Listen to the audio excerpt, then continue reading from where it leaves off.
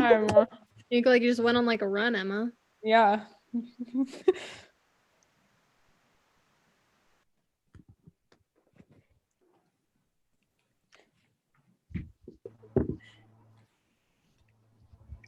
So we're missing Anna and Christian, right? Yeah, I mean, Christian didn't say he wasn't going to be here, so I'm assuming that he is. Okay. Well, we'll give it another minute.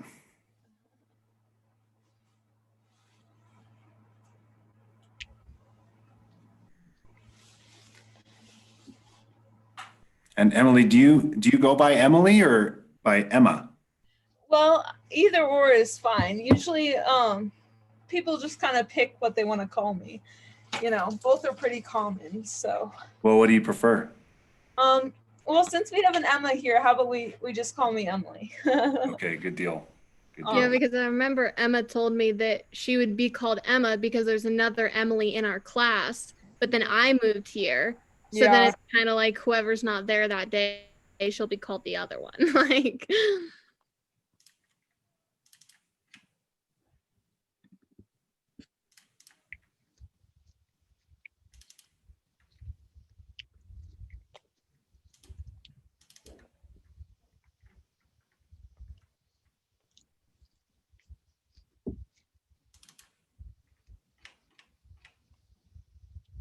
Sorry, I always feel weird eating on Zoom, but I'm just finishing my lunch.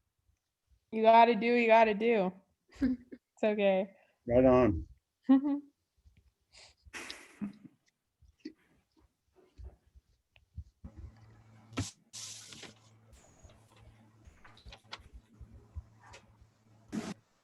Christian and I are in the same neighborhood, so I could always just go over and knock on his door. No, I wouldn't. That would be funny.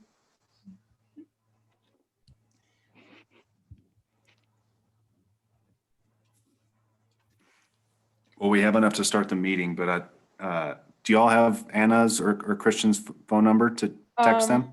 I just texted Anna. You did? Okay, Summer, I'll call him. great. Thanks for doing that. And we'll just give it maybe another minute. Might as well, right? Okay.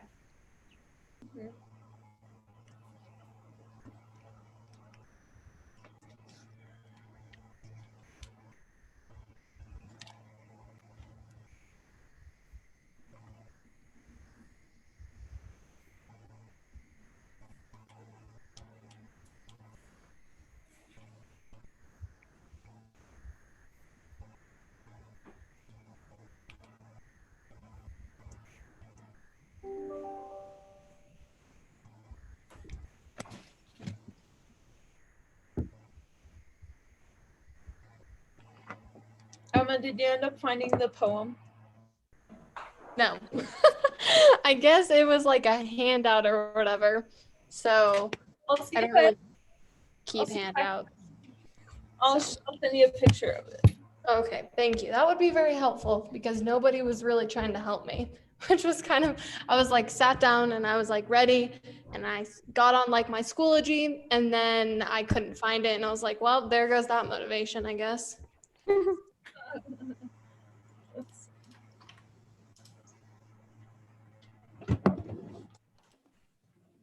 But I was still productive. I worked out and I ran and I cycled. So it's not like I just sat around. Dang. Wait, you did all that when you got home? Yeah, well, I got home at like 11:40. And Oh, so you I didn't had, you like didn't stay for lunch. 2 hours, yeah. Because I don't stay for Spanish anymore. Okay. Why don't you stay for Spanish? Are you like an AP Spanish? No, I just didn't really need the credit, and other people are in that class that I would just rather not see every day of my life. So.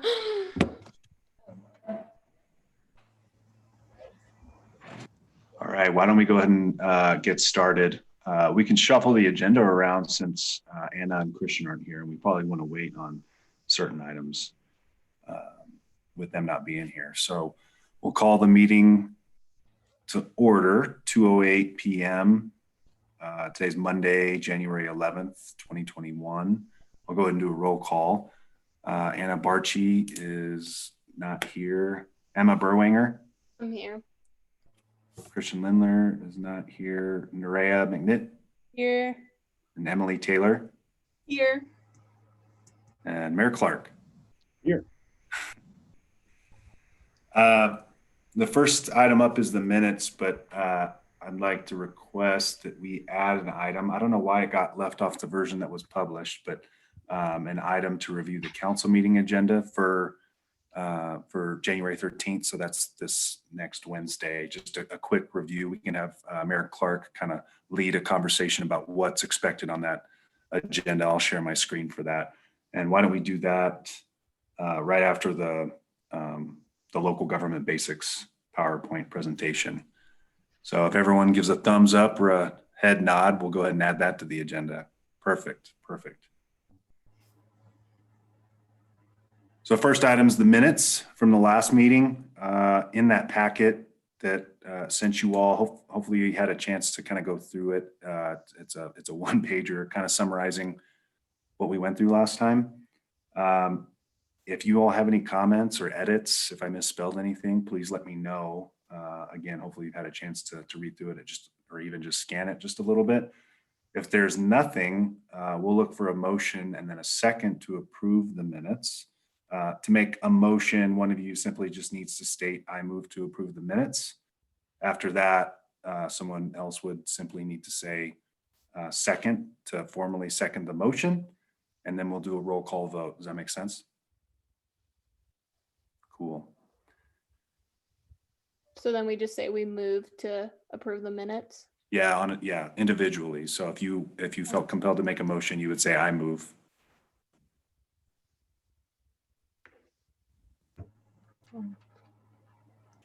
So just I move to make the motion. Yeah. So exact. So say I move to approve the minutes. I move to approve the minutes is the exact phrase. I move to approve the minutes. Okay, and then we do that at the beginning of every meeting for the last meeting. Okay. Right. And this is the process we follow for any kind of action before the group. So I'll take that as a motion from Emma. Is there a second from? Okay. I second. All right. Well, I think Nerea beat you to it. I think that's one of Mayor Clark's favorite things to do during the meeting is announce who won the race to second or make a motion, right, John? Yep. It's funny how in every group I've ever been in, there's always at least one, if not a couple of people that are more comfortable making motions and seconding. And it's funny how often the people who do the seconding kind of say it at the same time, like you guys understood there. Yeah. One of those funny things. Yeah. So motion by Emma, second by Nerea. We'll do a roll call vote. Anna is not here. Emma, thumbs up. You just say Thumbs up aye from- if you're. Yes or no. Emma, go ahead and throw your thumbs up. Oh yeah. The other Emma. Oh. Wait, I think maybe is that. No, I think it was Emma Berlin first. Yeah, sorry, Oh. Emma Brewing. Christian Okay. is here. Nerea and Here. Emily. All good. All right. And we might just say, Preston, that it's not a formal thing, but as far as the order of roll call in a lot of situations like this is just alphabetical by last name, and I think that's what Preston did in this case. Okay. You're all just listed alphabetically by your last name. Yeah, that's right. Just went alphabetically. So thanks for that. So the next item up is selection of officers. But like I said, this one's kind of a biggie. It's going to pinpoint who's going to serve in the role of mayor and mayor pro tem, with the mayor kind of presiding over the meetings and doing what I'm doing right now, kind of just walking everyone through the agenda and getting everything going and doing roll call votes and stuff like that. And then the mayor pro tem would be doing that exact same thing in the mayor's absence. So with Christian and Anna not here, I think I'd like to just move on to some other items and we'll see if they end up joining. And if not, this might be something we want to hold off on until everyone can be present for that, just so that we don't miss any sort of interest or desire to serve in one of those roles. We don't want to leave them out. So right now we'll postpone that, and we'll move on to, what's the next item? Is it the local government? Yeah, basics presentation. So I'm going to share my screen, and someone holler when you can see the PowerPoint. Hang on one sec. I can see. You can see it? Yeah, I can see it too. Great. Okay, so kind of warned you all about this last time, but thought it'd be good to kind of walk you all through what I would characterize as a local government 101 presentation, local government basics. My intention isn't to make this like another class where you got to just listen to a government or a civics teacher go on and on about how it all works, but I feel that that's how it's going to play out here a little bit. I would encourage you all to ask questions as we go. It took some time to kind of put this presentation together, mainly because I wanted to give kind of an outline of generally how local government works at different levels, and then make it specific to Ridgway. I'll be honest with you, when I didn't really have a firm grasp on how local government worked until towards the beginning of college, which sounds silly. And I look back and I'm a little embarrassed to say that, but once I learned about it, obviously it was interesting enough for me to make a career out of it.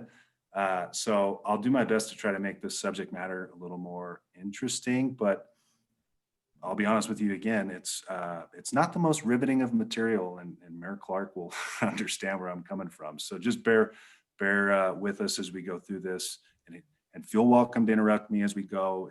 If I cover something that doesn't sound right, or you just have a question on, raise your hand or just go ahead and interrupt me and ask away. I would love that interaction as we go. So we'll start with types of local governments. You all, being in your later high school years, hopefully have had a civics class, government class of some sort, or plan to in the coming semesters. But right now we're talking specific to local governments. So there's counties, there's municipalities, which includes cities and towns, and then there's special districts, with there being thousands of special districts around the state of Colorado. So at the county level, or in terms of counties, there's 64 counties in total around the state of Colorado, with pretty defined areas and municipalities that fall within them, and of course unincorporated areas that fall within them as well. The role of a county is to administer county-wide programs. The ones that come to mind here specific to Ouray County are things like public health and other social services. Another role is to provide general purpose government for all of the unincorporated areas of the county, not really including the incorporated areas. For specific to Ouray County, that would be the town of Ridgway and the city of Ouray. But their countywide programs would apply to the residents who reside in the city and in the town. That can get a little confusing, and I may be confusing you as we go, but that's the best way I can kind of explain it. So if you all have any questions about that, just let me know. So that's counties. We come into cities. Also, there's a bunch of terms. Municipalities is another way to say city or town. Cities, the difference between a city and a town is nominal. Cities are generally just larger than towns. That's how they get the city designation. I get that question a lot, like what really is the difference between city or town?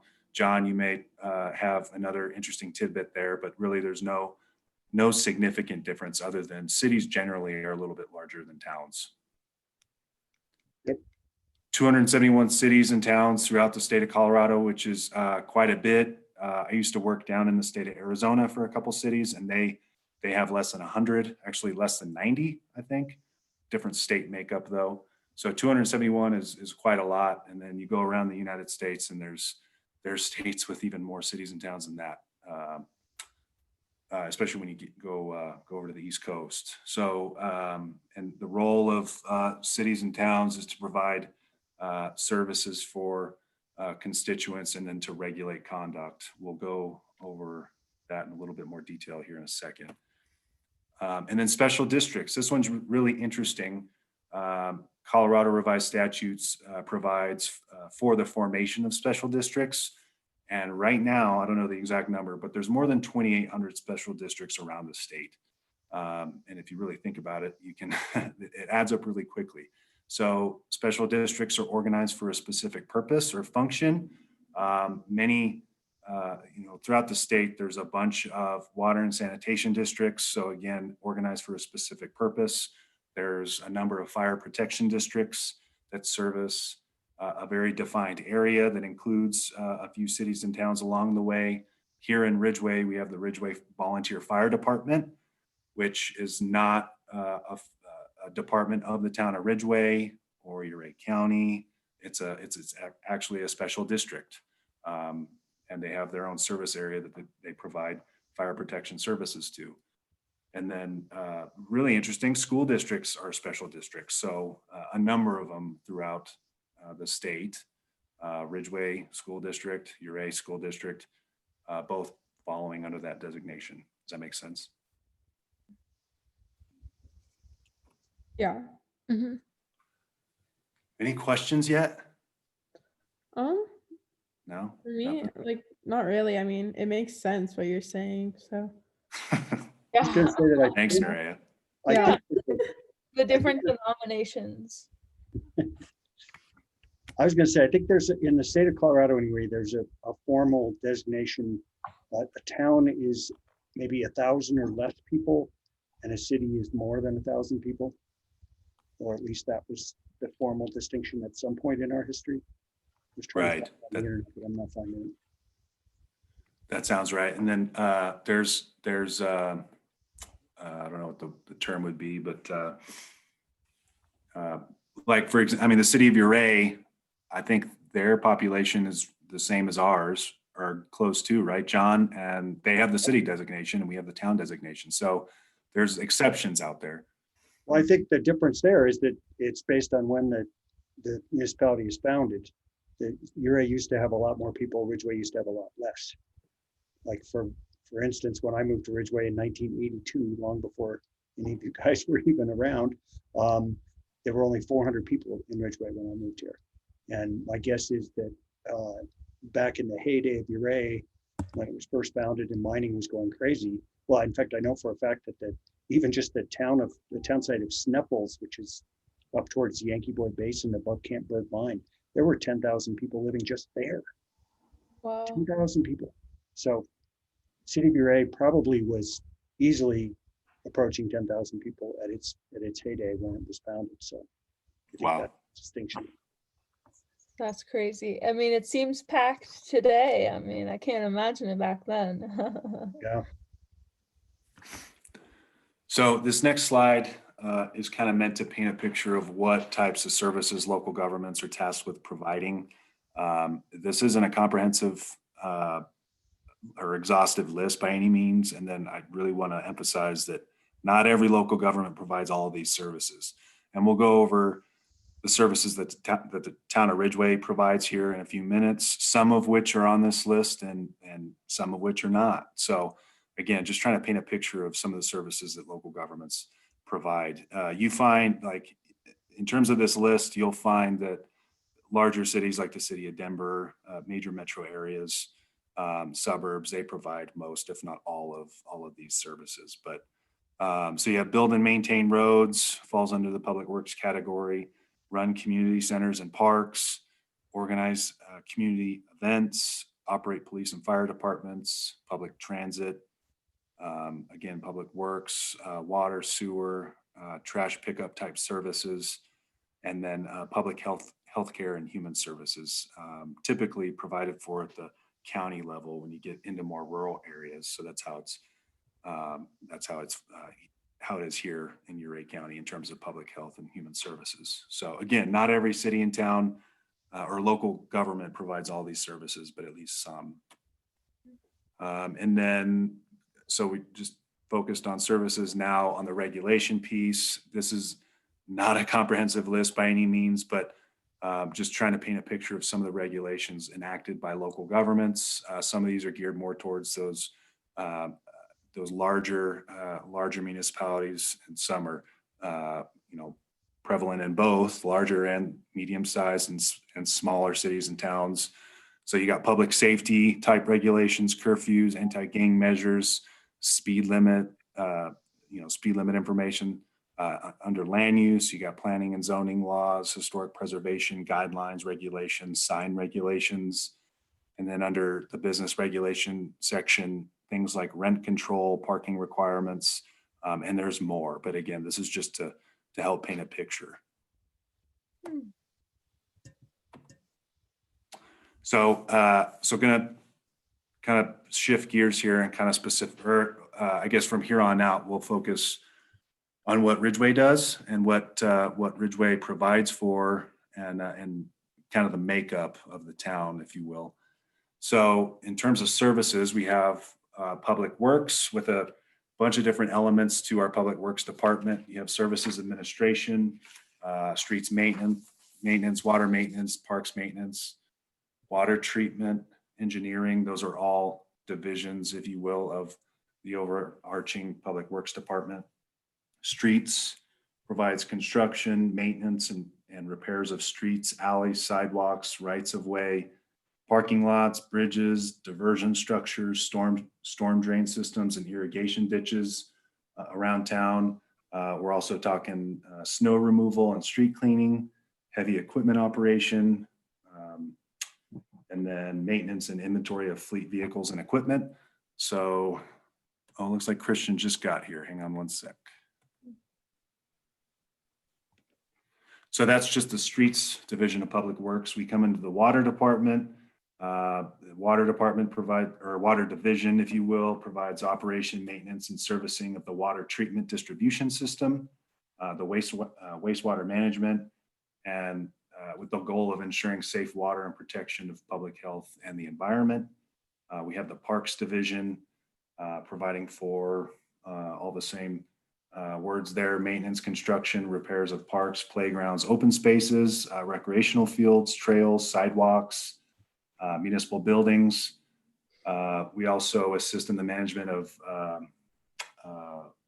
mosquito abatement, noxious weed abatement, and the like.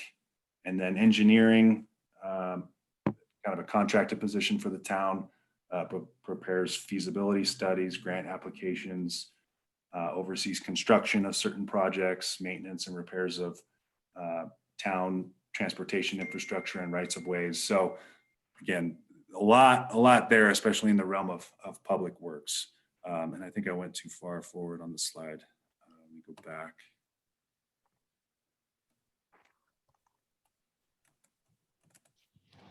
Oops. There we go. And then coming away from Public Works into the Marshal's office, the town marshal, also known as a chief of police, spearheads all law enforcement activity on behalf of the town of Ridgway. Right now we have Shane Schmaltz, who's our town marshal. We also have Ryan Hansen, who serves as deputy, and we have Jeff Pickle, who's also a full-time deputy. And those three make up the Ridgway Marshal's office. We're actually hiring for a part-time position, hopefully have that filled here shortly. So 3.5 FTEs is what we operate on kind of on an annual basis right now. And again, they're tasked with providing general law enforcement to maintain public peace and safety, protect life and property, and prevent crime. I think you all have a grasp of how the police department works. Hopefully y'all haven't had a run-in with the police ever. Another element to their job is investigations, depending on what happens throughout the year, apprehending violators of the law, patrol services, and enforcing that not only the town's regulations in the municipal code, which we'll talk about later, but state and federal statutes as well.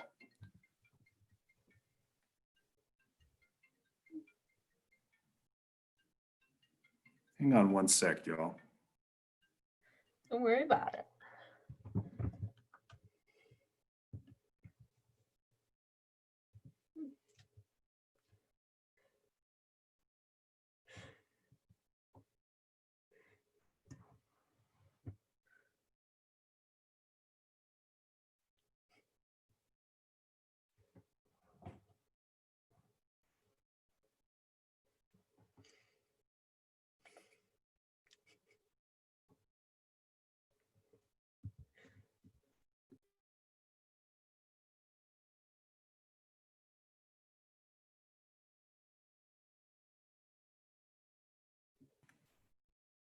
All right, sorry, y'all. That was John Clark. He got booted. He's going to try to get back on. Christian, you there? I am. How you doing? I'm well. How are you? Doing all right. Doing all right.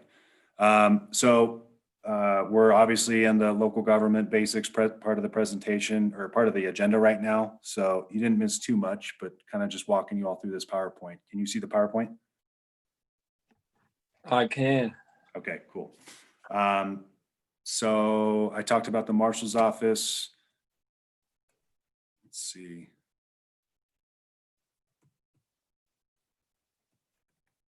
Oops. All right, community development. We have planning services, building services, and community initiatives.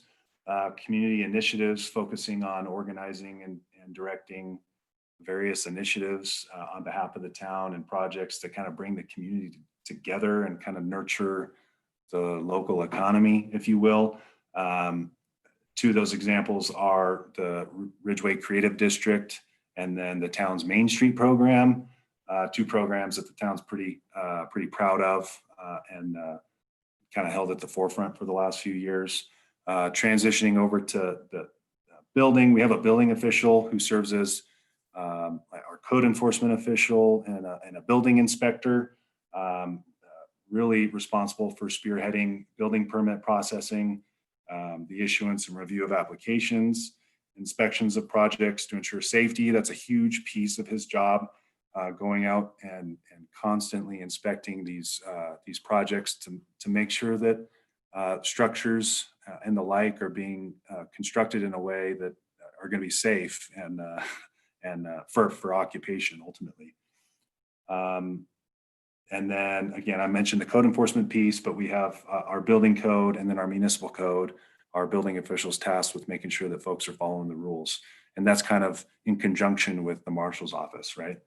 And then we have planning. We have a town planner who develops strategic land use planning in accordance with our master plan. I'll talk about the master plan in a few minutes.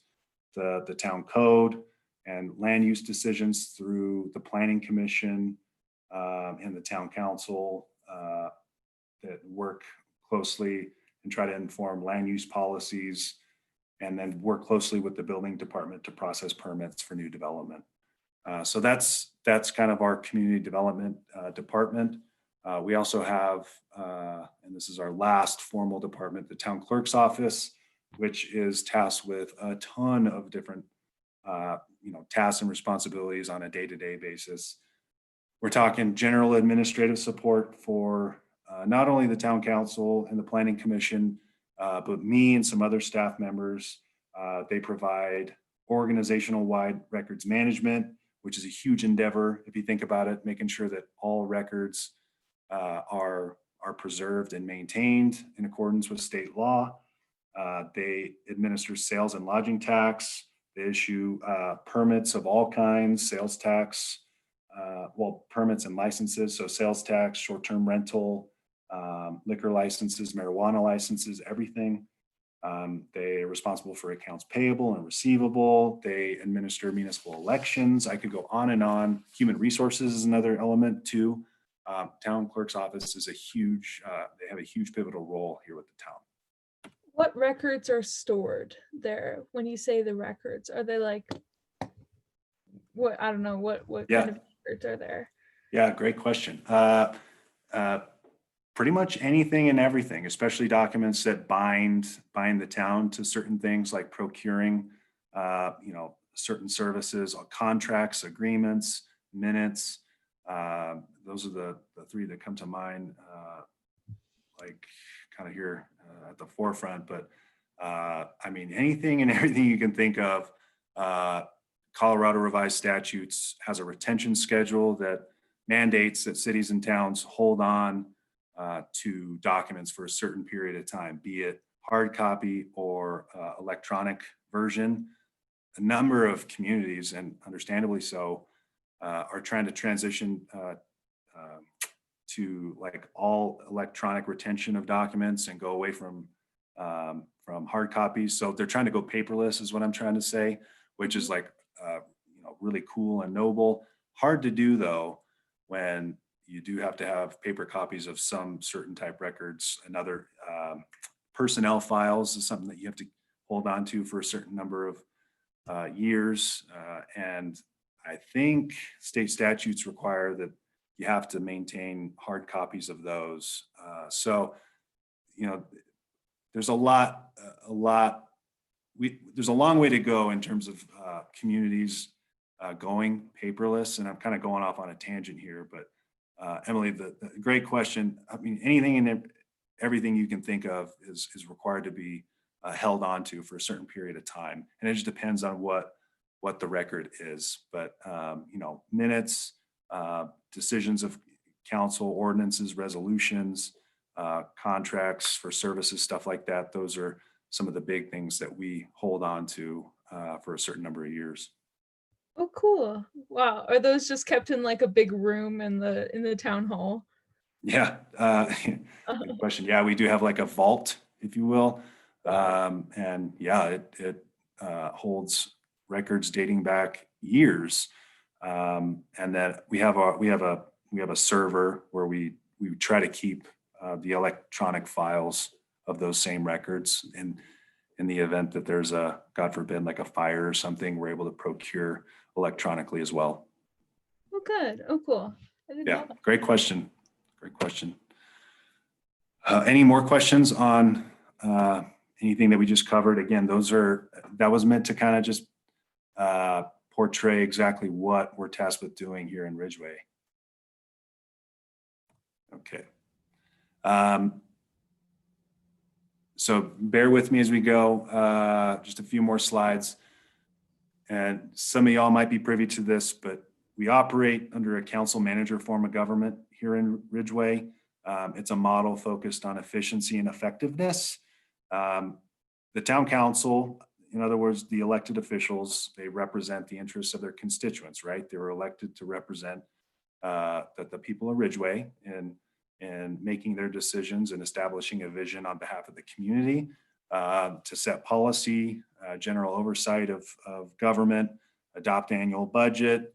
They're also tasked with appointing a manager or a chief executive officer. The term varies from city to city and town to town.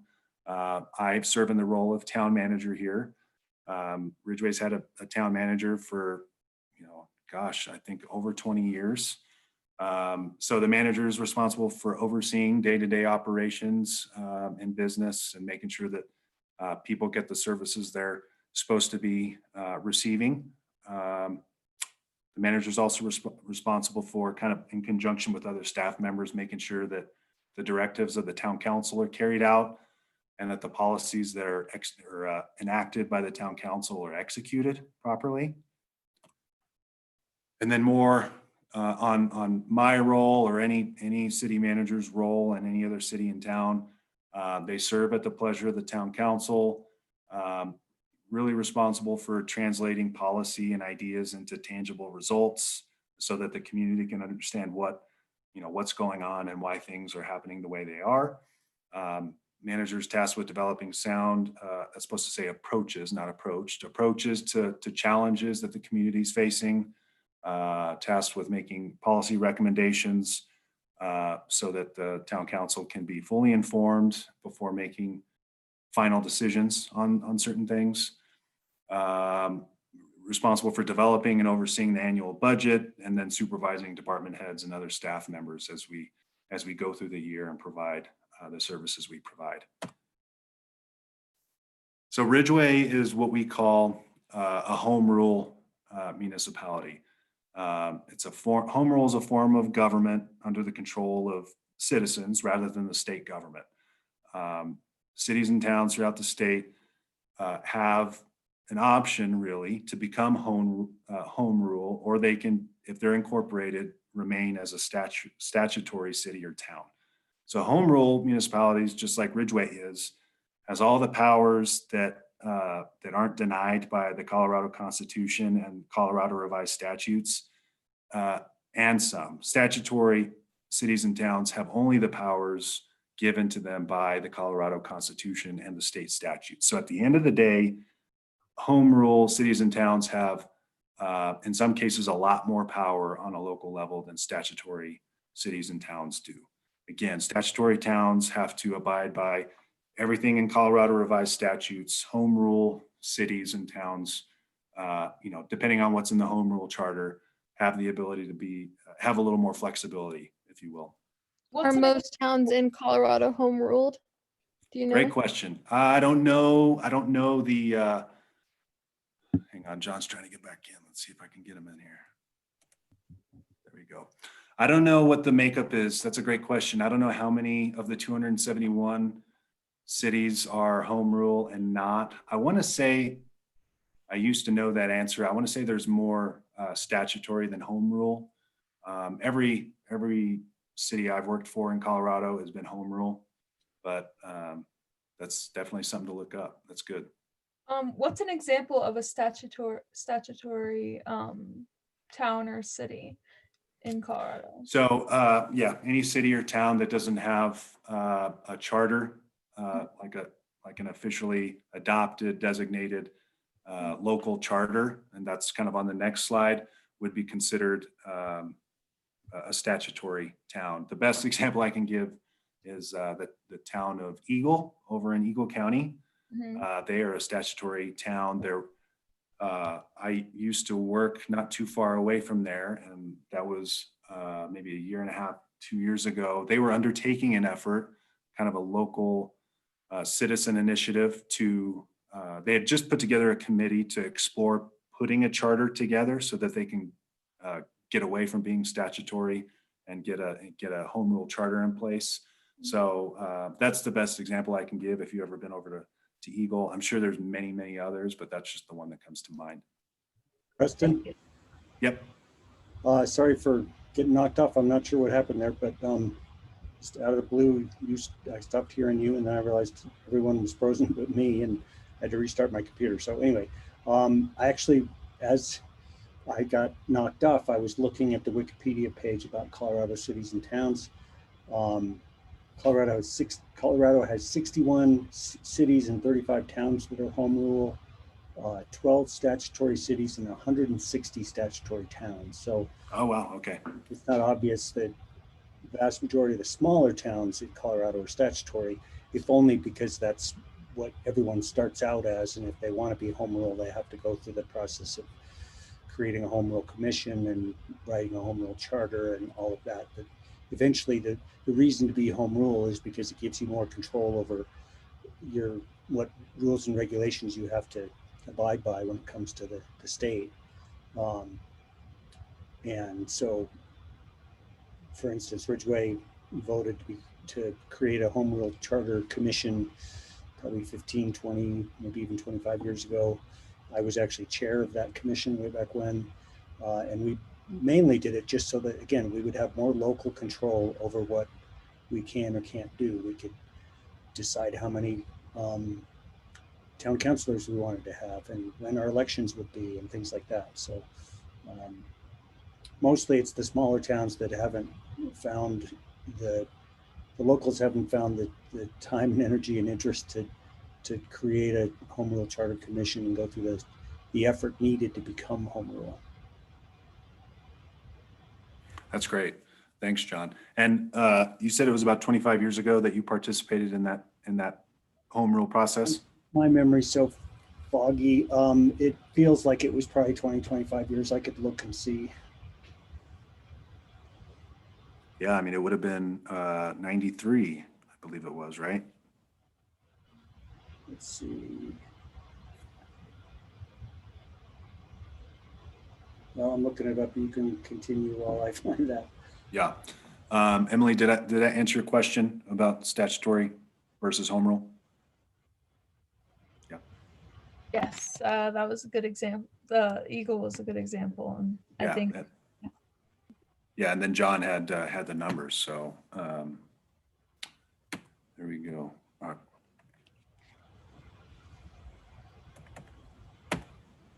So home rule 1993. 93, yeah. So just kind of on a tangent to home rule cities and towns have what you would call a charter, similar to a constitution for a city or town. It defines organizational forms and the powers and duties of town officers, namely the elected officials and certain staff members. And there you go. The Ridgway, Colorado Home Rule Charter Commission adopted and established the Home Rule Charter in 1993. The laws, rules, and regs that guide the town's government are included in not only the town charter, but the town code, the Ridgway Municipal Code. And the town code can actually be amended from time to time by or through the adoption of what we call ordinances. And we'll go over more on that here in a minute.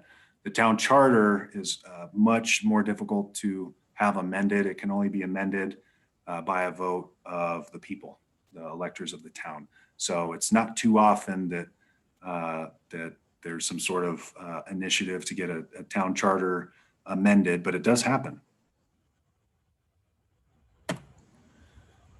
I thought it'd be good to go over the role of the Planning Commission, and then of course there's other advisory boards to the Ridgway Town Council. One of them being the newly established Youth Advisory Council, which you all are members of. The Planning Commission consists of 7 members who are electors of the town.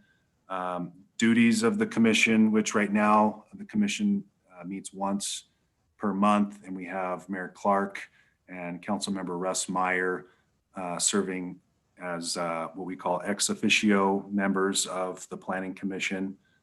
Some of the duties include review of land use submittals, including zoning, subdivision, conditional use permits and variances, some actions requiring recommendations to be forwarded to the town council. Planning Commission also has a responsibility of recommending elements and revisions to the town's master plan when called upon or when seeing fit. And of course, there's John, you might need to help me. We have the Parks, Trails, and Open Space Committee, which is another advisory board. Again, Youth Advisory Council. Is there one more, John? Oh, we have the Creative Advocacy Team of the Ridgway Creative District, and the town. And I can go over the Creative District here in a minute. We also have the town. The town is a member of the state's Main Street program. The town council functions as the Main Street board. And actually, when we go over the council meeting agenda for Wednesday, there's a discussion item to kind of merge the creative advocacy team of the Ridgway Creative District and the Main Street board. So that'll be an interesting conversation at the town council level coming up soon. So I thought it'd be good to highlight types of actions before the town council throughout the year. I want to say it averages somewhere between, and this is just a generalization, but like between 6 and 12 ordinances per year that the town council considers and ultimately adopts. Again, I'm just averaging over the last several years. So ordinances are local laws enacted by the town council. They're required for every act making an appropriation, creating indebtedness, authorizing the borrowing of money, levying a tax, or establishing regulations for which a penalty is imposed. And there's other purposes too. Ordinances that create regulations are what we call codified and placed into the municipal code. They're also used to amend and repeal sections of the code. So at the end of the day, you can have ordinances enacting brand new sections of the code, brand new laws, or you can also use ordinances to amend or repeal certain sections of the code. Resolutions and policies are different, usually by way of resolution. They're acts of pretty permanent nature. They'll remain in effect until, taken off or amended by the town council. Resolutions specifically can enact legislation or policy that's not subject to penalties for violation. They can also be used to state council's opinion on something like some sort of political issue or what have you. A good example of that is on the town council's agenda for Wednesday, which we'll see in a few minutes. This is just a continuation slide, another action the town council can put forth is what we call a proclamation. It's used to express appreciation for an individual, an organization, or even an event. Any questions on anything yet?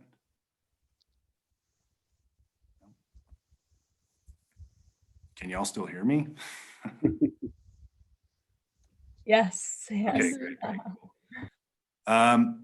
And we're getting in the weeds here. There's just a couple more slides, so thanks for bearing with me. But I put this in here because I really think it's an important piece of local government in general. Open meetings law. Every state has its own version of open meetings law. Again, which really revolves around transparency. So here in Colorado, all meetings, be it a formal meeting, even informal, they're open to the public. The public should be afforded the opportunity to be privy to or attend these public meetings. The law allows public access to the meetings with the exception of executive sessions. So again, getting in the weeds here a little bit, but just bear with me.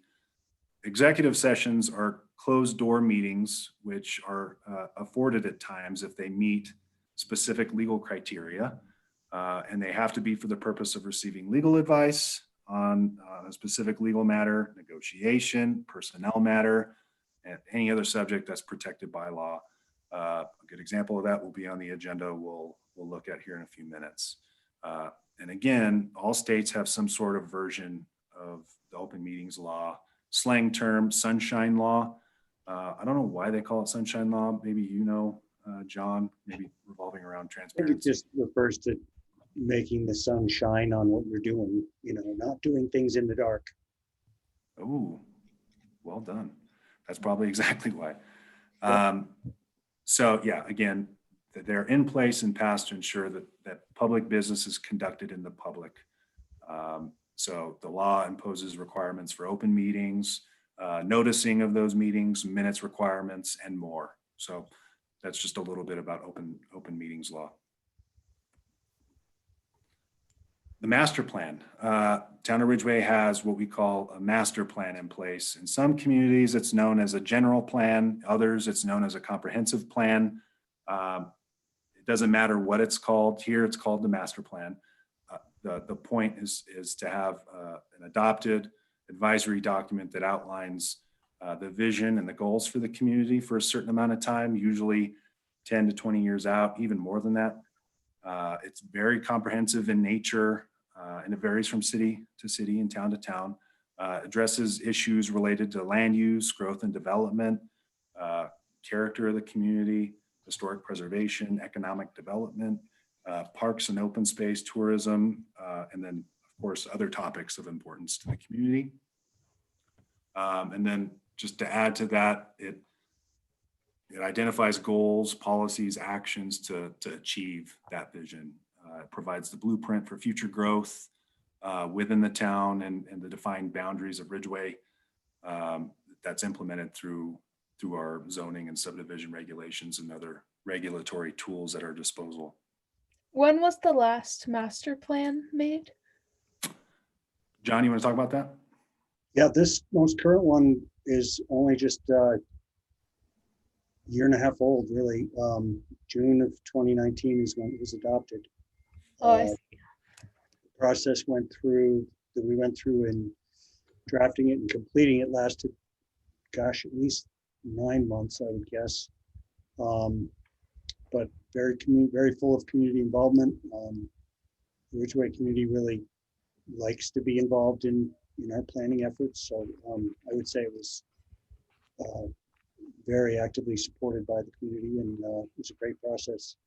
I encourage you to take a look at the plan. It's on our website. It's really it's a great example of a 21st century master plan, I would say. Is there any one big thing that the town of Ridgway is planning on adopting or changing, or is it kind of just a bunch of smaller things? Yeah, I think if you took a look at it, you'd see that it's got a lot of depth to it, a lot of complexity, a lot of different focuses, everything from environmental to ideas around housing,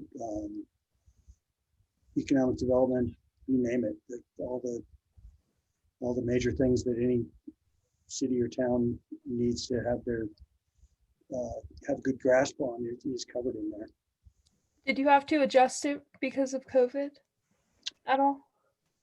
No, because it was, I mean, since we adopted it, it was adopted before COVID emerged, and since it's been adopted, I wouldn't say, I mean, it like everything in this current situation, things are kind of being stretched out. There are probably a lot of things addressed in there that just simply can't happen right now because of COVID, but I assume that, eventually with vaccines and stuff, we'll get back to something of a more normal lifestyle around here, and we'll be able to move forward on some of these things. But no, it's a great document that has a lot of good ideas about where to go from here, and I think eventually we'll be able to move on all of them. Very cool. Thanks, John. So a couple, I mean, this next slide goes hand in hand with the master plan in my eye. So we have what I would characterize as an annual strategic plan. So the strategic plan is, again, year to year. It's developed and adopted to guide decision-making and provide the structure for ensuring investments and programs reflect the town council's priorities in achieving the vision identified in the master plan. So we use that master plan to inform that strategic plan year over year. It's updated each year to reflect, not only what's in the master plan, but to reflect, dynamic changes. COVID would be a really good example. We've had to adapt and tailor what we're doing and plan accordingly, all because of COVID. And another purpose of that strategic plan is to present to the community, let them know what the work is that's identified for the next fiscal year, for the next planning period. So the next slides are the last ones are about the budget, but the strategic plan was adopted in December, the 2021 strategic plan, and again, it will guide the work of staff for the next year. And then on to the budget, big piece here, 2 slides, so just bear with me and again, ask questions as we go. The town's fiscal year begins on the first day of January and ends on the last day of December, right? Pretty easy calendar year. Some cities and towns operate by what's called an actual fiscal year, starting on July 1st and ending on June 30th, which for me makes things much more confusing. And so I'm very thankful that Ridgway has the traditional calendar year fiscal year.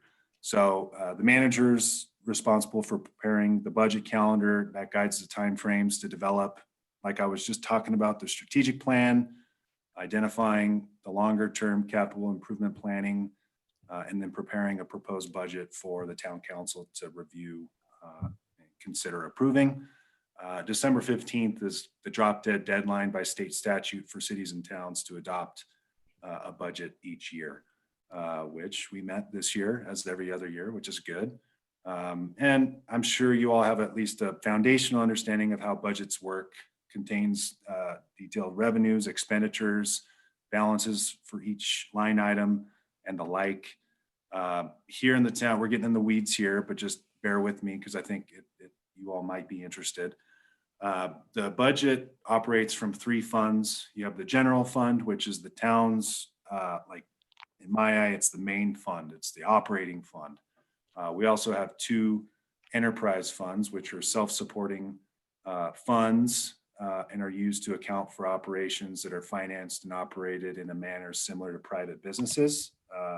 So we have the water enterprise fund and then the sewer enterprise fund. So going back to the general fund, it's used to account for resources traditionally associated with what you think of when you think government. Includes revenues derived from taxes, all taxes, sales taxes, property taxes, a variety of fees, licenses, and appropriations from other agencies. And last piece, the budget tracks revenues and expenditures to complete some of our bigger picture capital projects. Infrastructure upgrades generally. We're talking, streets, stuff, things like that. And then, of course, construction of new facilities like the pavilion in the athletic park. So that's the end of the presentation. Went a lot of different places there. Thanks for bearing with me. Y'all had some great questions. We could certainly do more of this down the line, but I think that gave you a pretty good, hopefully, foundational understanding of what Ridgway is all about. Yes, very interesting. Thank you. It was interesting to learn about. Great. Well, I'm going to stop the share. Let's see what's next up on the agenda. Has Anna joined us? No, and I don't think, oh, Christian's still here. Never mind. Christian's here, yeah.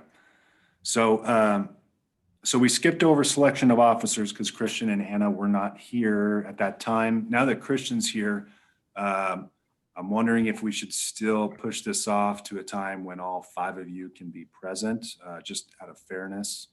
But I'll leave it to you all to make kind of make the final decision. But that's my 2 cents for what it's worth. I'm fine with having it today or another day, whatever works for you. Yeah, I don't really care either. Yeah, I don't think Anna was gonna run for mayor or the backup mayor anyway, because we're all seniors and she's probably gonna do it next year is what she said. But then she also won't be able to vote. So if we all vote for ourselves, then that doesn't really work. Yeah, that's a great So thought. maybe That's a great thought. yeah, maybe just waiting till the next one and then we can do it in the beginning. That way we can have the mayor for the rest of the meeting. Do we need to do it like through Zoom, or can we do it through like a Google, like the little survey thingies? Great question. We'll do it in this forum, in the Zoom Okay. forum. Okay. But do you have a different thought, Maria? No. Is that- I was just giving a suggestion. Like I didn't Yeah. know what way you would rather do it, and I don't care. Like personally, I don't mind how we do it. So yeah. Great. No, great suggestion. I think it's important that we kind of do it in the public forum. And Yeah, for sure. it could get, because it's like voting for certain people and positions. So I know it can be awkward, but I don't want to just say it is what it is, but it is what it is. So John, do you have any thoughts? Yeah, I would say we should do it. I mean, the idea here is to give you guys a sense of what local government is all about. And so everything about how we operate should mirror what the real town council does as much as possible. And because we, again, it's about kind of the sunshine law concept and public transparency. And so, all those bases, I think we should do the election the same way we would for council. So. Right. But were you saying that you think we should do it during this meeting or we should wait until? Oh, no, Anna's I here? was talking more about the question between.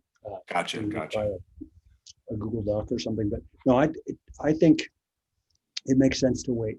Do it at the beginning of the next meeting. Hopefully everybody can be here in case there is any issue about voting and stuff. I think having everybody present for the vote is a good thing. Okay, great. Then it sounds like everyone is in agreement there. So we'll hold off on that until February 8th, I think is the next meeting. So the next item on the agenda is, and you guys are just going to have to keep listening to me run you through the meetings. So joke's on you. The next item is meeting requirements. And this one's pretty general. And I talked with John about, John, do you want to maybe take us through a little bit what our intention, or at least what my intention was with this item? I definitely don't want to mandate or require that you all attend a bunch of meetings, but I thought it'd be good to just be clear about what the expectations are for y'all's participation and not only here with youth advisory council meetings, but future town council meetings, anything else that may come up public forums, workshops, etc. John, did you Sure. thoughts? Yeah. I think that, again, the idea of having this youth council mirror the process of the regular town council as much as possible is the expectation is that you guys attend as many meetings as you can. Of course, we understand no one can make every meeting necessarily, and so if you have to miss a meeting, trying to let us all know is a good idea, but if it has to happen, that's okay. Preston, you and I talked about whether or not we wanted to at least talk about whether or not we would ask you guys to attend an actual town council meeting once in a while. I mean, I don't think it's fair for us to ask you to attend every meeting every month as well as this meeting. But of course, if you guys have the interest and the time and are just curious and want to attend, of course, it's a public meeting just like for anybody else. So you're of course welcome to. What do you guys think? I don't know that we need to require that you attend one meeting a quarter or something like that. I guess Are those the ones on Thursdays or like every other? It's actually just once a month on the second Wednesday of the month. Oh, okay. 5:30. And wait, so this advisory council, does this end like when school ends in May? Or does it end like when does our, I guess, like term end up? Like, is that when we go to college? Because if we just require, if it's only till like May, or even just over the summer, if we just go to every other town meeting, that's one every 2 months. Right. So it'd only still be a few. Good question. I don't know if we even talked about, have we talked about terms, Preston? Yeah, so it was very general, and this question came up during council because some of y'all are seniors and you'll be out doing really cool stuff and new things in May, right? Theoretically, and you probably won't want to be doing this anymore. So the terms go until September, I think it was, but we can obviously, we can get those modified if we see fit. That was just a first go at kind of putting an inaugural group together for this youth advisory council. So if we need to amend terms, we can. I hadn't really thought of it like that though. Like come graduation, y'all might not have an interest in participating any longer, or maybe not interest, but time to do it. So and like during the summer, sometimes like I know for me, like I work a lot, so. So that I think that's a conversation for another day, but to kind of couple or to add on to what John was saying, I think I share that sentiment about I don't want to require too much of you all. Of course, we have these meetings every month, and then what's nice, the one silver lining about COVID that I can think of, and I almost hate to call it a silver lining, is we have a YouTube channel now, Town of Ridgway, and we put it on YouTube. So like my expectation is that Anna, since she's not here, will take the time in the next month to watch this meeting when we put it on YouTube, right? I think expecting you all to attend, even, a periodic town council meeting might be like actually come to a Wednesday evening council meeting, maybe a little too much, but again, those are recorded and put on the YouTube channel. I think it could be worth asking that you all at least, watch a little bit of the meeting and stay privy to what's going on or what's going before the town council. That's my 2 cents. That's totally fair. 100%. Yeah. Everyone else, does that sound good? Everybody else, good enough for now? Yeah, sounds good to me. Okay. Cool. Well, that was that item. I skipped over the one I asked to add. John, I'm going to go ahead and share the screen for the council meeting agenda. Do you mind walking everybody through that? Not at all. Hang on one sec.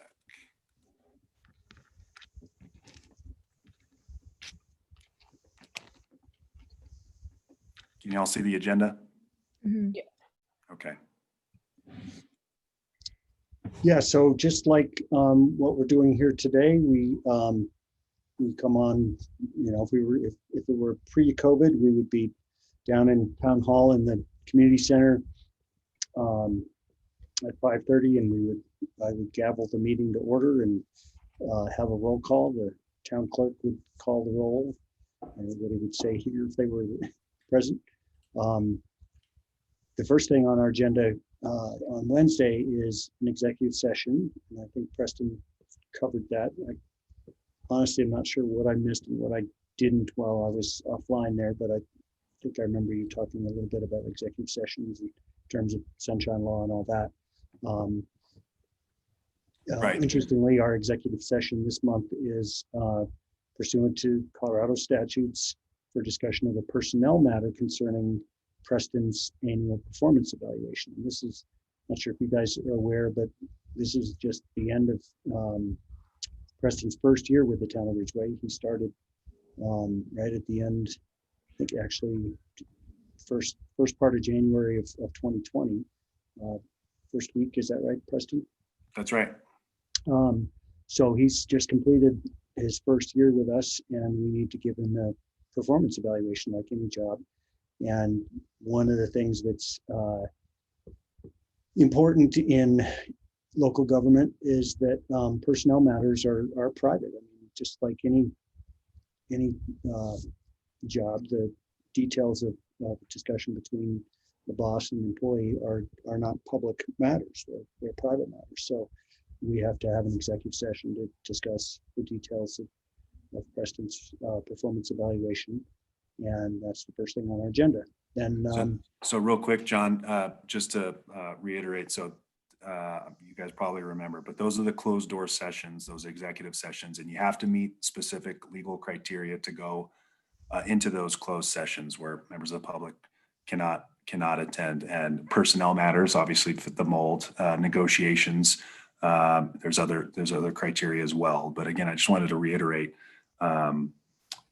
Getting legal advice is another big one. The town attorney, Bo Nerlin, is our town attorney, local guy we met his kid because his son is like 6 or 8, I think.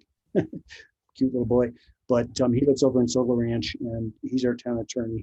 He guides us through the process. He reads the Colorado Revised Statute citation and explains just exactly under what circumstances we're entering into executive session. And when we do that, we, whether it's if we're meeting in person, everyone has to leave the room but the council and their attorney.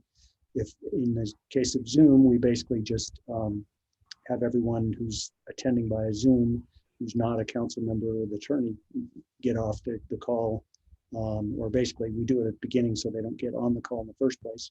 And they get on the call at 6 when we come out of executive session. But then in executive session, the town attorney again reads the citation that explains that we can only discuss the matter that was mentioned in the citation to enter into executive session, and that we are not to discuss anything else. You can't take any formal action in executive session.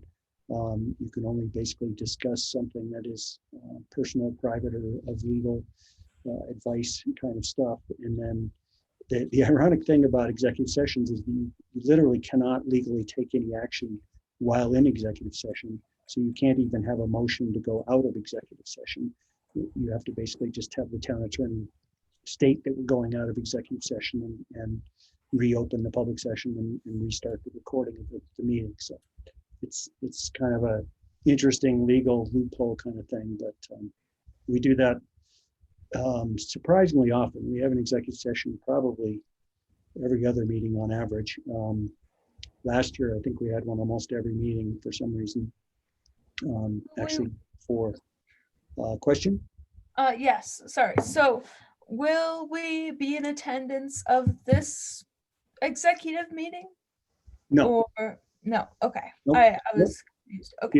The only reason you personally, any one of you might ever be involved in an executive session is if you were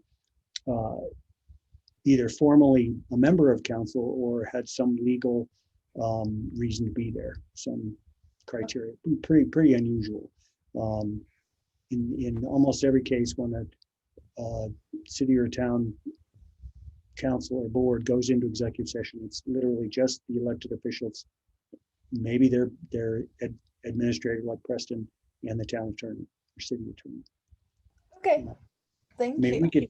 we could kind of do, might be interesting at some point, Preston, to do a mock executive session with these guys where we demonstrate the process and the procedure and have a sort of a pretend executive session for these guys. That's a great idea. Yeah, that'd be cool. So then, so we don't take the rest of the day covering our agenda. The next thing we always do is ask for any additions or deletions to the agenda. And if there are any, the staff, Preston or town clerk will tell us if there's something to be added or deleted from the agenda. The consent calendar is kind of an interesting thing. I'm not even sure the history of that, but basically what the consent calendar is all about is it's a place in our agenda for us to deal with kind of primarily very typically administrative things like approving minutes of, like, as you'll see here, there's 4 different sets of meeting minutes that we're adopting as part of the consent calendar, and an annual designation of the town hall bulletin board as the official posting place for town notices. The register of demands is basically the financial side of things, where we get in our packet a list of bills to be paid every month, and we, as part of the consent calendar, approve that the town clerk will pay those bills. Things like a request for a water leak adjustment, where somebody discovers that they had a water leak, and typically they don't discover it right away. The water bill shows up and they get a water bill that's 10 times as high as they're used to, and so they request an adjustment on that for town, and we're able to do a slight adjustment. Nobody's ever very happy because it's not a huge adjustment in cost. If they still end up paying quite a bit more than they would otherwise, but it's a lesson for people to pay close attention to how much water they're using. And then things like renewal of liquor licenses that are just kind of a matter of due course. So the consent calendar is just a place for us to adopt a whole bunch of things with one motion and not have to take up a bunch of time with a motion and a second and a vote on each one of those things.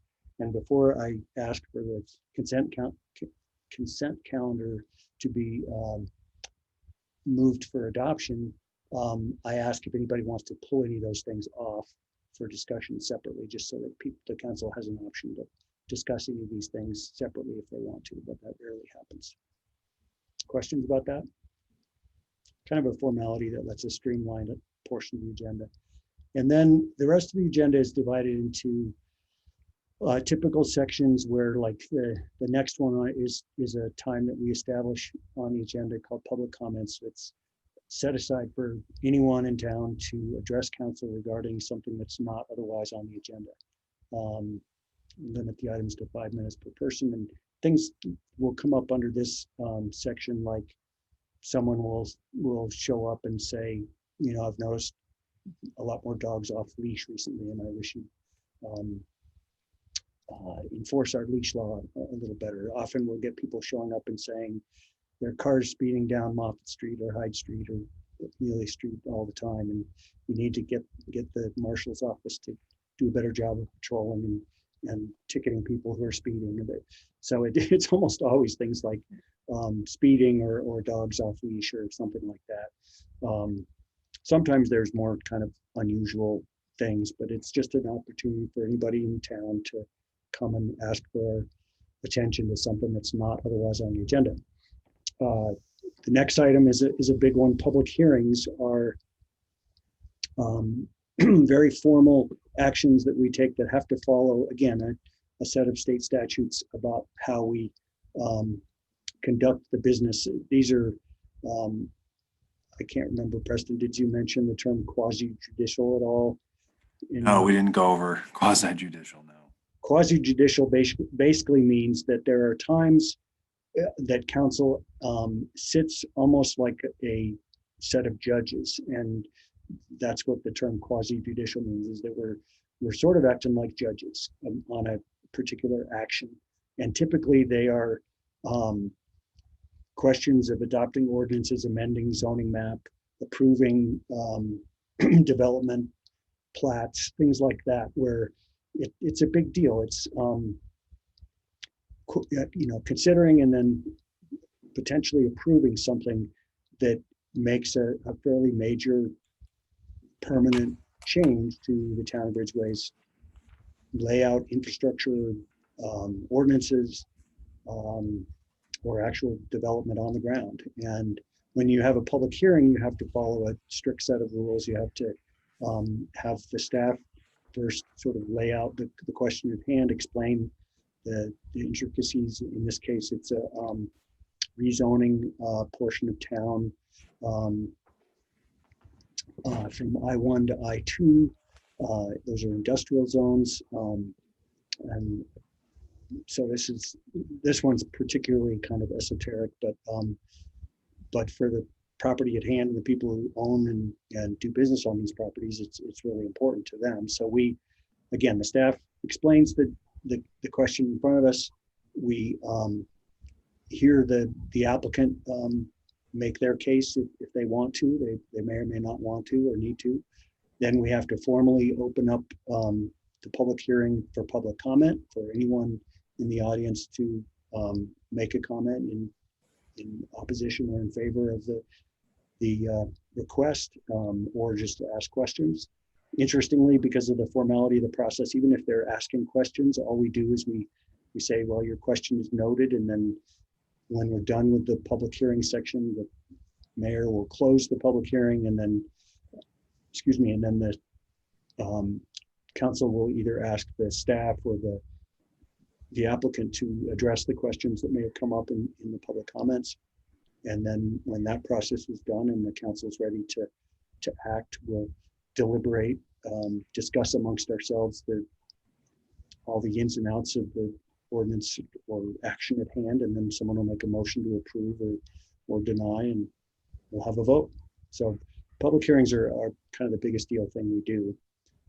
And then there's always a section of the agenda that's more kind of formalities, policy matters, things that are more involved and more complicated than might otherwise be on the consent agenda, but don't rise to the seriousness of a public hearing. And there's some examples here of release of subdivision improvements agreement for this replat.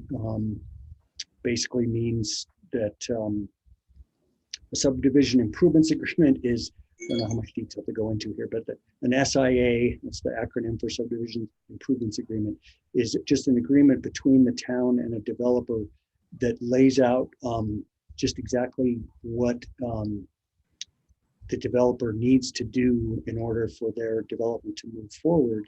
And it allows them to do some work before they actually complete the improvements. Normally, with the planning process, we can go into more detail about this later. In the development process, normally there's these very specific steps. Preliminary, sketch plan is first, then preliminary plat, then final plat. And at each one of those steps, they're allowed to do a certain number of things moving forward in terms of the development. If they don't have the financial wherewithal to do everything that the final plat might require, they can do some work under an SIA and kind of bridge their financing gap. It's probably confusing and not as clear as it might be, but we can talk about that more later if need be. Things like that next item, review and action on revocable permit application for use of town property. So that's probably Preston and Shay Coburn, our planner, have noted that there's a potential question or issue with our actual permit application for the revocable permit for use of town property. And that, for example, would be if somebody wanted to hang a sign off their building and the sign actually protrudes out onto town property, they have to apply for a revocable permit to put up that sign. Or if they want to put up a bench outside their property downtown on the public right of way, the sidewalk in front of their business, that'd be another thing that would probably require this revocable permit application. And so it looks to me like this Preston and the town planner probably want to recommend some slight modifications to that application process. And then there are 6 or 8 more. I don't think I need to go through them item by item unless you guys have questions. There's actually one item I'd like to call y'all's attention to. Remember during the presentation that I was giving, we talked about different actions by council. John's going through a couple of them, and we just talked about that ordinance. It's labeled a public hearing. Number 17 is a resolution, and this one would specifically state the town council's position on a certain policy matter. So that's something we use that resolution mechanism document for. So I just wanted to, I had told you guys we'd go over this during this item. So I just wanted to call your attention to that. Yeah, both 17 and 18 are more kind of formalities of, the council and myself and Preston get requests all the time from various entities. Oftentimes these days they're environmental groups asking us to, because we're a local government, they want us to sign on to some action that is a positive effort towards addressing climate change, for instance, and that's what that 30 by 30 campaign is, to protect 30% of our lands and waters by 2030. And so a group that has created this 30 by 30 campaign reached out and asked us to consider having council enact a resolution supporting that campaign, with the idea that the more local governments who pass resolutions supporting the campaign, the more successful it can be. And the next one is a similar thing where there's a local organization. It's actually an organization that has membership all over the West called the Mountain Pact, and it's mountain towns, everything from little towns the size of Ridgway to I think even Lake Tahoe and some of the bigger resort communities in California are members. And again, the idea is a consortium of mountain towns all over the West getting together and taking stands on political issues and environmental issues and trying to get the federal government to take action as a group, applying pressure in a way that any one small town in the West couldn't necessarily have any impact at all, but we might have a bigger impact as an organized group. So that's another example. And then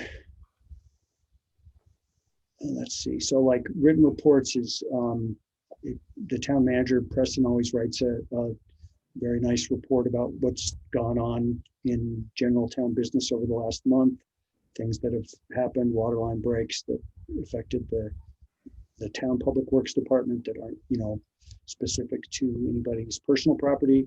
I think we had a water line break out in Highway 62 a month or so ago that was mentioned in the report, plus other just general things that might be going on that he thinks we should know about. I think that goes out to the community by an email too, right, Preston? That's correct. And actually, I'll probably make a point to send it to you all from here on out. That's a good idea. And then lastly, council committee reports. When you get elected to town council, you typically are asked to take a position in one of the many committees or boards or things that the town is involved with. And as a member of one of these groups, you may have a report to make to council. And that's about it. Can you think of anything else, Preston? I think you covered it well, John. Covered it well. You guys Any have questions on that? I don't have any questions. Thank you. Me neither. Yeah, All right. I'm going to be excited to see how, as we move along with this, and you guys familiarize yourself with some of the things that we're doing, just what sort of questions arise. Because at this point, you're obviously also new to this, that it's all kind of confusing and complicated and doesn't necessarily make a whole lot of sense. But I think the more we meet, the more you read and see what all we're doing, I think you'll have more questions and you'll have more input for us that can, again, I think I mentioned this at our first meeting, that the idea is that you guys as the youth of Ridgway have a unique perspective on what's important and what you'd like to see us doing or not doing. And the more you get involved, the more you see what we are doing, the more, I hope, the more input you'll have for us as to your thoughts on all these topics. With any luck. Well, thanks for taking us through that agenda, John. Yeah. So we have about a minute left and one last item. The next meeting is Monday, February 8th. It's probably worth asking now, but so February 8th at 2 p.m. Does that work for everyone here, Emma? What day is that? February 8th? February 8th is a Monday. Okay, yeah, that's fine. Yeah, that works. Yes, that's Okay. fine with me. Christian? Yeah, that's all good. Okay, great.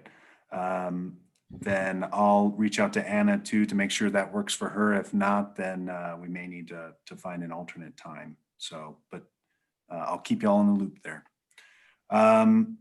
Future agenda items, just quickly, this is just meant to kind of depict what we might put before you all down the road. If y'all have any ideas about what to include or what you want to learn about or items that you want on the agenda in the future, feel welcome to reach out. A couple of them here. This was on the last agenda, but talk about future community service projects. A little difficult with the COVID horizon, but with some light at the end of the tunnel, it may be a little more realistic to start having conversations like this about how you all might be able to participate in certain community service projects. This one's it's a little vague, but I think it'd be good to put some sort of action plan in place, talk about goals, like some shared collective goals to inform some sort of action plan so that when all is said and done and y'all's time on the Youth Advisory Council is up, you all feel that you served a purpose and you got some cool things done or learned some cool things. So that's the purpose of that. We may need to massage that one a little bit. And then looking to get someone on here who's really going to capture your attention, because I know y'all were looking pretty sleepy when I was giving my presentation, and I can't blame you, but try to get someone on here as a guest speaker to talk about some cool things, being sustainability. You can have a police chief on here talking about all the bad guys they catch, stuff like that. So we'll figure something out and try to get some riveting subject material for y'all. How's that sound? Very cool. Yes. Cool. Someone to talk about pollution would be really cool too, like mining pollution and that kinds of stuff. Yeah. About what, Emily? I'm sorry, I didn't hear that. Like pollution and mining pollution in the area. So that's a big issue. Yeah. Totally. That's great.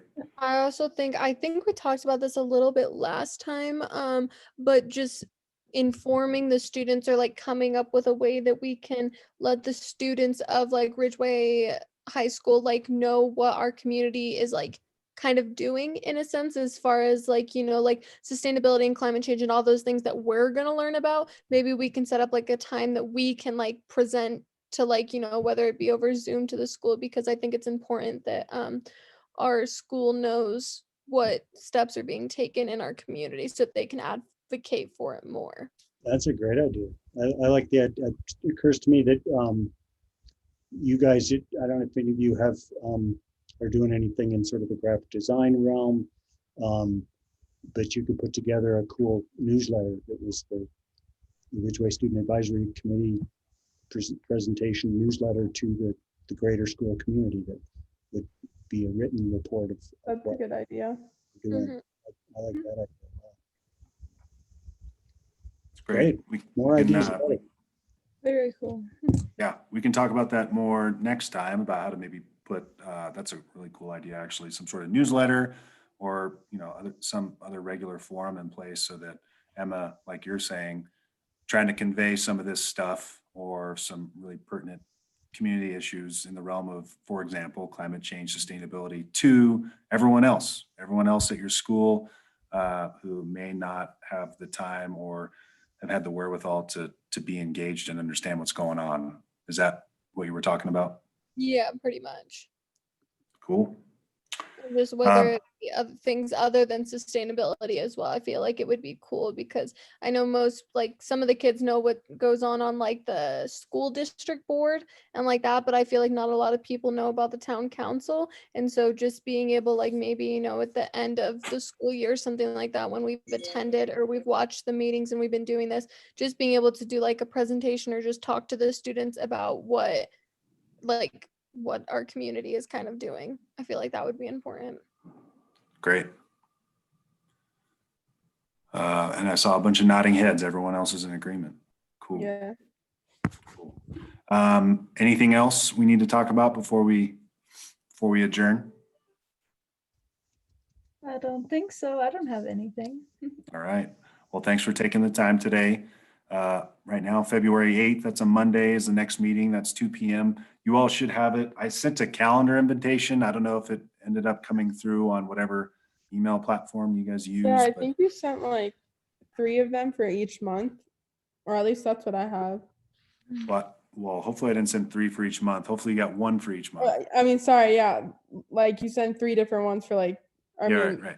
you know, like January, February, March. That's what I meant. Good. Okay. So you got them. Great. And I'll do kind of a reminder like I sent you all last week. So hopefully that was helpful. And you're welcome to reach out to John, to myself, if you have any questions or anything. So just let us know. Yeah, sounds good. Excellent. Thanks, everybody. Thank you. Thanks, you guys. See you you. next month. Let us know if you have any questions in the meantime. Have a good one. Bye-bye. Thank you. Thank you. Bye.